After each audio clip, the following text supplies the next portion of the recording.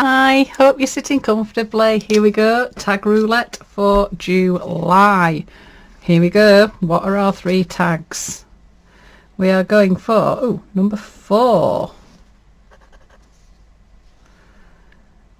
25,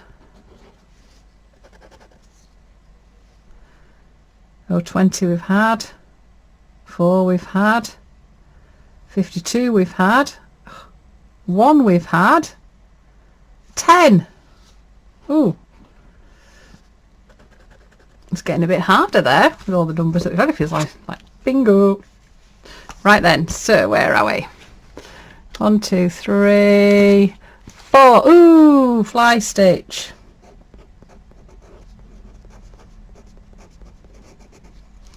Number 10. Oh, Suffolk Puff. Oh, nice. Already got Suffolk Puffs. Do we do another one that was Suffolk Puffs? Oh.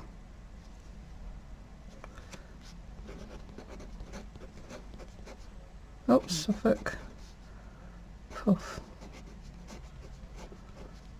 Don't think we've done 25 before. Ooh. Oh well, I like doing Suffolk Puffs anyway. I've written that on number 25. It's not, that's number 10. And 25. 25. 12, 13. Oh, here we go. 14, 21, 2, 3, 4, 5. Oh, weaving. Oh, that's going to be hard.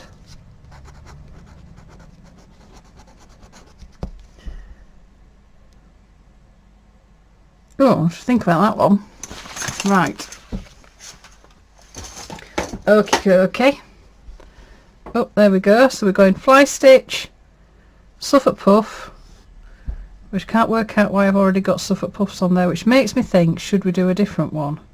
Because we've already got Suffolk Puffs on. What would it, right, if I did another number, what other number would it be? Number 30. I'll do a bit of a cheat. Where are we? See whether or not we like number 30. 27. 30 was a brooch, and that's got a Suffolk Puff on it as well. Oh my god. Oh, try again. 14. I feel like I'm totally cheating here. 17. 14. Oh, it was a pocket and a treasure. Oh, let's do that one. Let's not do that. Sorry, I'm totally cheating. 14. A pocket and treasure. 14. Right, so I don't know whether or not I forgot to knock off 25. We've done 25. 1, 2, 3, 4, 5, 6, 7, 8, 9, 10, 11, 12, 13, 14, 15, 16, 17, 18, 19, 20, 21.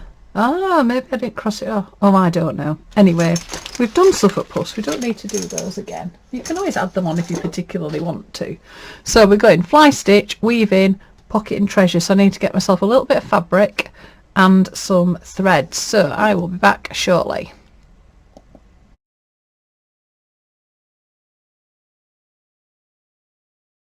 Okay, back again. So ready to go. A quick sip of my cuppa.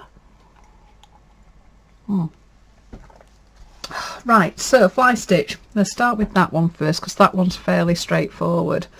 So you could put as much or as little fly stitch as you want all over your piece, playing around with widths and lengths and things like that.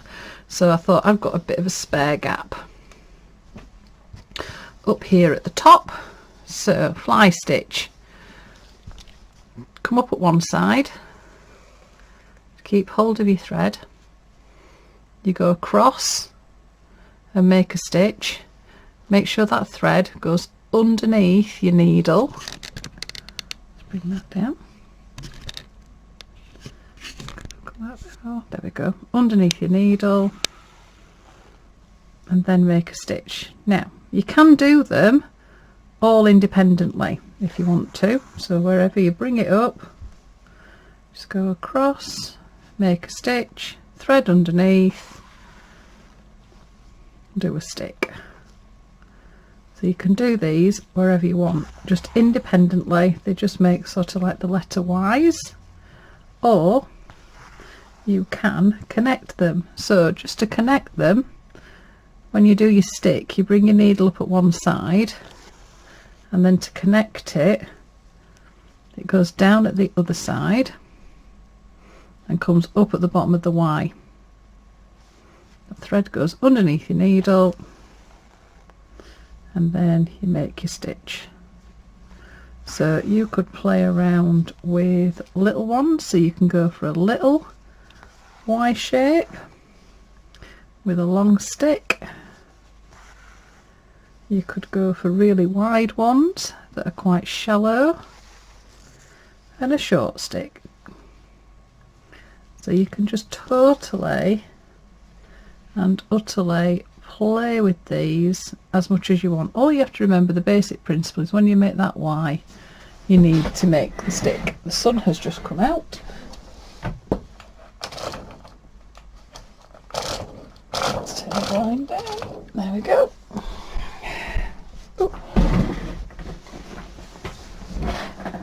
Oh, yes, so just make sure that thread goes underneath. Take it down and then make your stick.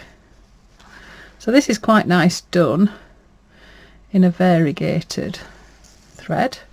Obviously I've just taken these all down in one particular direction. You could change direction, change your threads.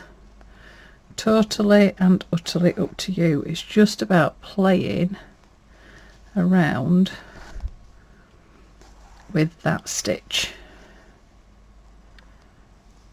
Down, up.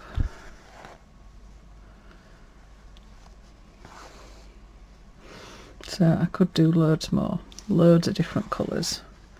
You take them over, they can come up and over a Suffolk puff. So start thinking about how you can start blending different bits and pieces in.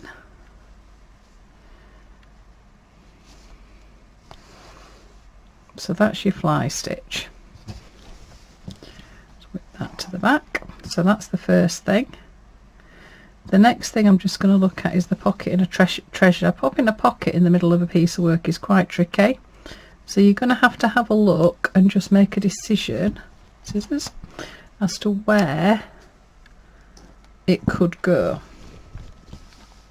So you'll notice I've pinned a bit here at the bottom. I'll just lift that up a little bit so you can see my whole piece.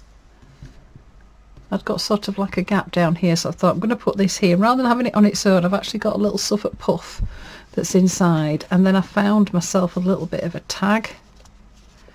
So I think I'll probably end up popping a tag in there, and I'll put something on here about it being Tagroulette and stuff like that, so there's a little bit of information. So I thought that'd be quite cute. So I got a piece of fabric. It's actually like a furnishing fabric, so it's quite thick. I'm going to do a very, very simple pocket where I'm just going to blanket stitch around the edge to hold it in place. So bring this up just on the outside of my pocket. So blanket stitch, you're laying it along in the direction that you're going, and then you make a little stitch, and when it comes up you make sure that that thread is underneath your thread that's going across. Just make sure it's underneath. So you lay that along in the direction that you're going in. When you do your stitch, that thread goes underneath the needle when it comes back up. I just decided this was going to be the easiest way to do this. I know on the tag things we embroidered the pockets, so again you can do whatever you want to do on your pocket. It could be an embroidered pocket, it could be a little piece of fabric that you've used before on your Suffolk puff, so you want to reintroduce that pattern or that colour. I was going to do a plain one, but when I'd put plain fabrics on my piece it just felt like it was really missing something. So then I found this that sort of echoes some of the colours. that are on, and I think because the rest of it is so busy, actually having a pocket, I suppose, is like a blank piece of fabric, so, or it's like a thicker piece of fabric. Right, so you come into your corner, go from that spot there out to the corner and catch it, and then come back to the same spot, come back out and over the top, and you'll create a corner. Just pull that back there. That's it. So you create a little corner. I'll do that again when I get to the other corner. So again, just lay it along direction that you're going in. And I thought I might, depending on how this ends up, I might put some lace or something over the top, maybe at the bottom, over the top at the bottom. Makes sense. I'll lay it over the fabric, but possibly might go across the bottom, because I think one of the things as well is when you stick on a square like this, it can end up just looking plonked on. So sometimes a little bit of trimming or something, or even some stitching that goes from this into the background, can just help it to fit in with what you're doing. Quite pleased with this bit. Right, so I'm coming to my corner again. So do one stitch. Okay, so one stitch takes me to there. I'm going to the corner, so I go back down that hole and then come out the corner, and that creates my corner stitch, and then go back in that hole and come round the side, and that creates your corner.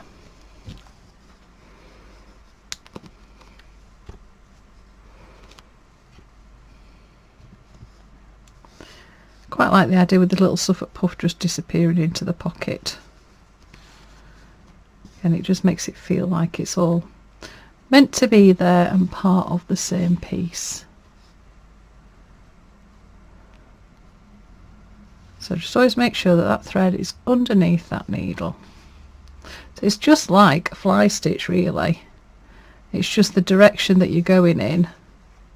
So that would normally be like your tail to create your Y shape, but we're going across.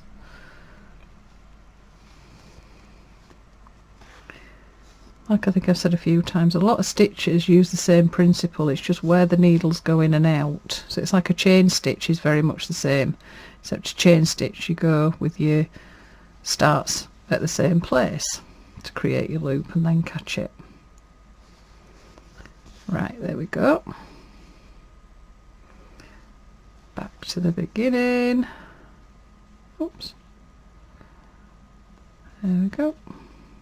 And then just to finish it off, just jump over and go down into the back. Tie it off.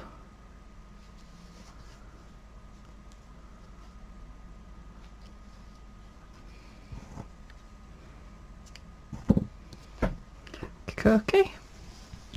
So I've got my little pocket. I'm going to pop my little tag in there. So that's quite cute. And then we've got the weave in. So this, I was thinking about this, oh gosh, how the heck we're going to do this. So it's about choosing a little area, because what we did on the tags was we stitched the card and then we did the weaving. Well, this we're going to have to create our sections actually onto the fabric.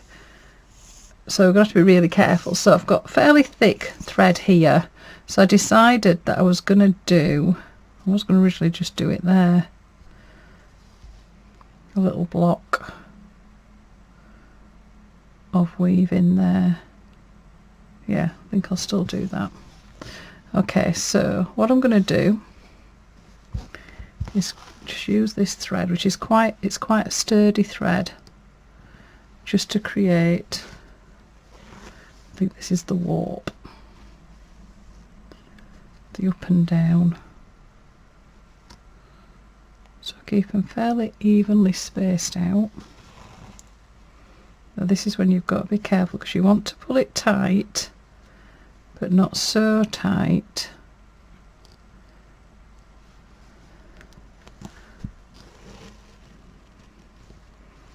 that it's going to distort. And then I thought that when I got into this one here I'd make it a little bit smaller, so I've got 4 there. It should be okay. As usual, we're just winging this, we're just seeing what happens. In theory, oops, it should work, but I don't know, it might not.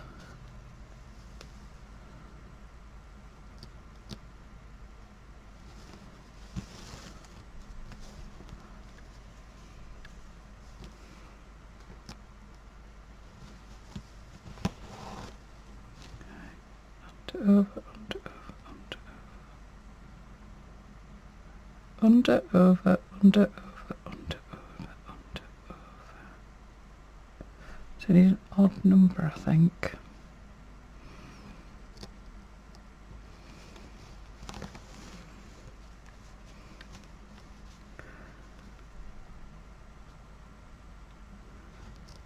Do one more going across there. That's it.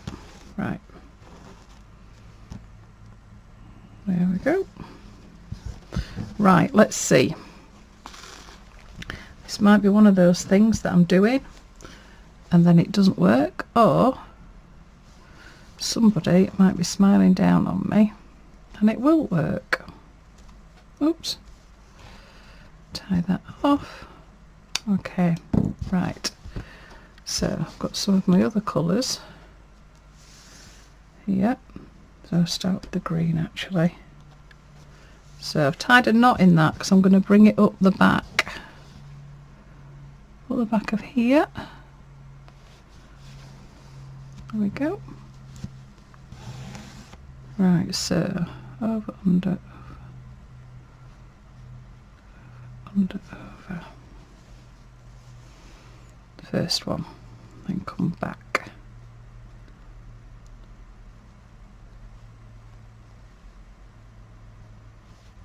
Again, I've got to be careful not to pull it too tight because we don't want to distort it.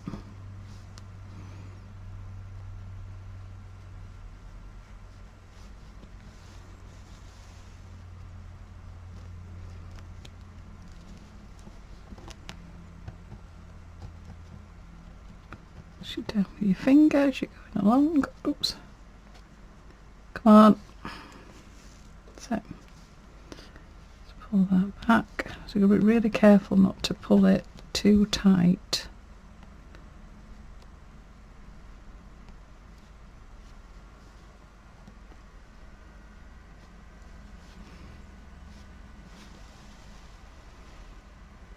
There we go. Now bring in another colour. I'm just going to leave that there because I can use that again. So, this one. So normally with weaving you wouldn't do this, you wouldn't bring it up like this, you'd just start weaving straight into it. But since we're working with fabric, I just thought it would be just as easy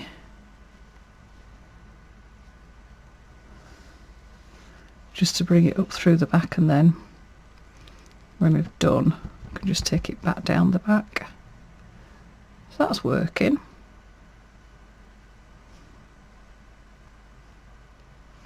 I know I did things like we created some tassels and different types of stitches I think on the other one, but I'm just going to go for just a basic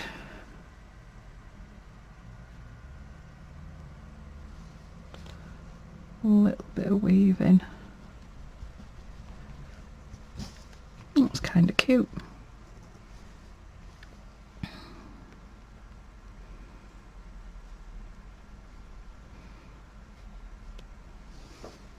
If you've got any of sort of like your chunky wools or anything like that, you could use some of those. Right, so to bring this one back in, what I'm going to do is come up the side of the two edges there. So I've just stitched that up. There we go. It's just gone through those two just to bring that up.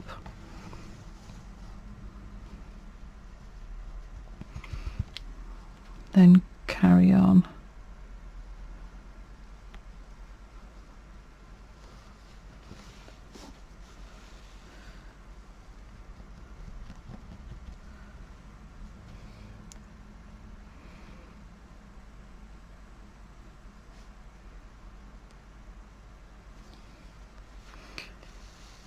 therapeutic, this.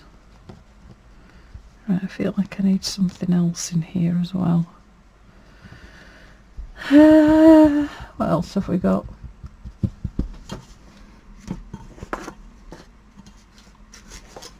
I feel like I need something with a bit of texture. I don't know what I've got to hand. I've got a thicker, got a fairly similar colour. Oh, I've got that. Oh, I forgot I'd got that. Oh, I've just I spy. I spy. Oh. Oh. I spy a bit of yummy. I'm going to try and thread a bit of that through. Just create a bit of texture. Choose a little bit. End up cutting into it. Can't do that. Where's the end? You can't do that, Anne. What else are you going to do with it? Oh, that's quite nice, that bit there. Right. Love it. Right, so what I'll do with this then is attempt.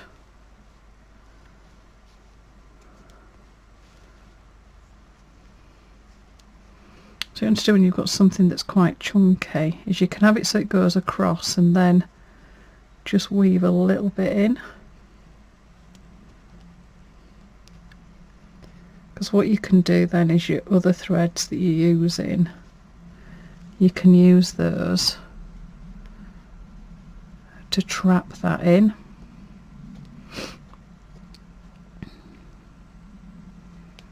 So just pull that back through that way.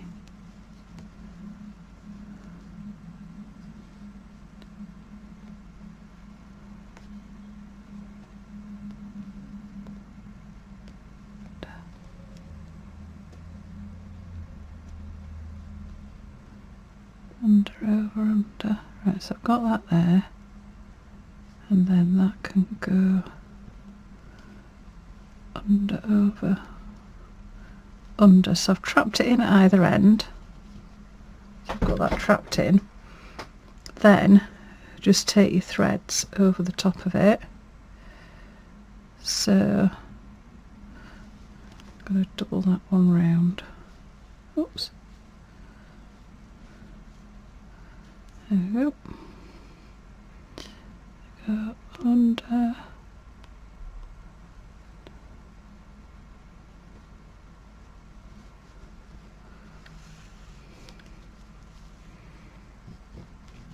Then what you do then is pull that down and it'll start to hold that in place.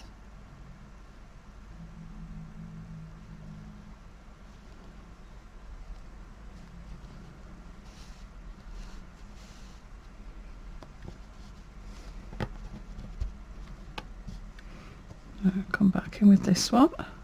So I'm going to come up the side, so inside those stitches. There we go. And then we go in over, under, under. Right, so what I'm going to do now is I'm actually going to split it so that this one here just works on these shorter threads.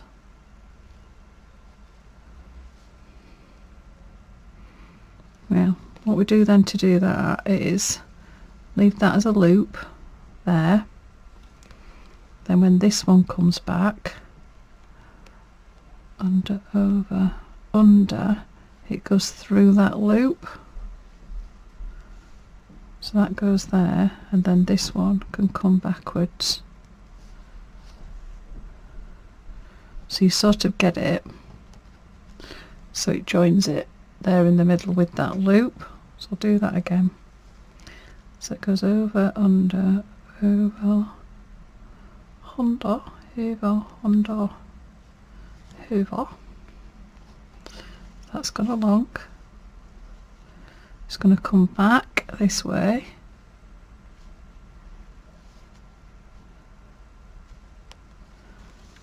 I'll leave a loop there. So there's my loop. This one under, and then as it comes back it goes through that loop. Just pull on that gently, and then that one goes back as well.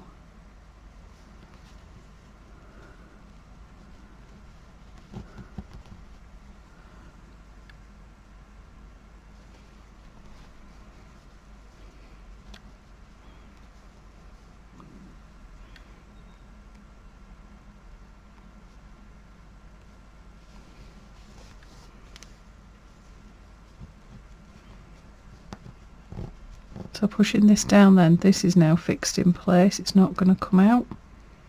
So I've probably got one more run of this colour. Oh, I'm glad this has worked. It'd probably be easy as well if you used a blunt needle. I've just no idea what I've done with blunt needles. I have one that I normally use and it's not in my pincushion, so I don't know what I've done with that. It's probably in a project somewhere. Right, so grab this one, just go up through the end loop. Oops. That's it, over.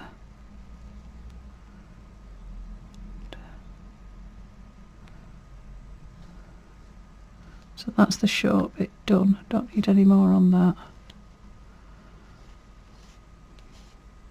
Oops. Oh, that's a bit annoying. Sorry, I'm going to do it with my head then. Oops. There we go. Over and over.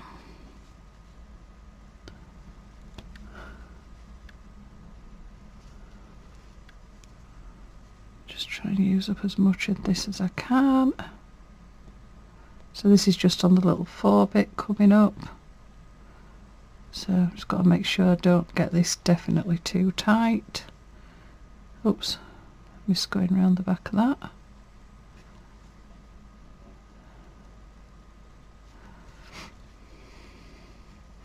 And then when you get to the end, you've decided you've got enough thread, you just pop it through to the back and tie it off.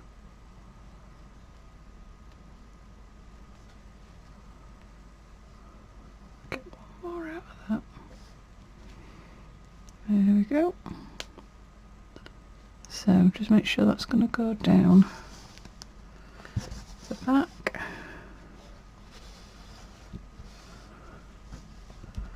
I've got a little bit of this left, might just have enough to finish it off. So when you're moving it up, just go up the edge there.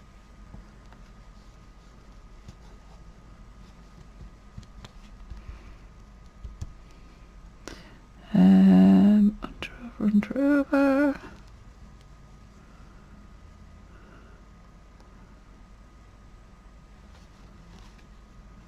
I've done one of those things as well where you end up doing something and you're going to run out of thread. So I'm going to leave it at that, take that one through to the back. Then I've got 2 more bits at the back, so I can just tie these off with each other.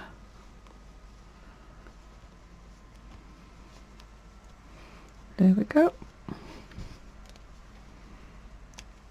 So you might just want to do one little bit, you might want to do a couple. Those there. That's kind of cute. So we've got our little pocket, we've got some fly stitch and a little bit of weaving. So there we go, there's July, dundee dusted, and I will see you in August. Mwah! Happy stitching.